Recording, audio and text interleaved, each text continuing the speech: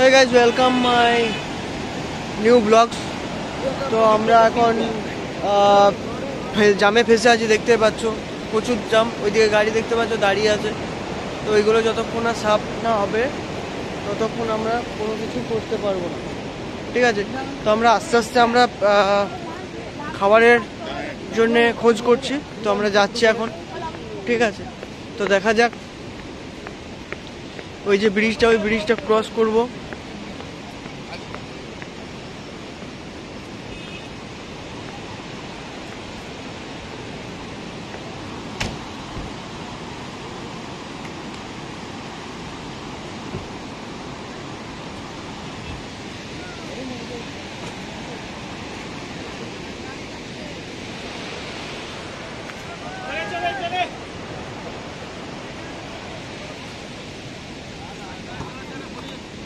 गाड़ी जा रहा है, फिर आपको बोलेंगे, फिर बातें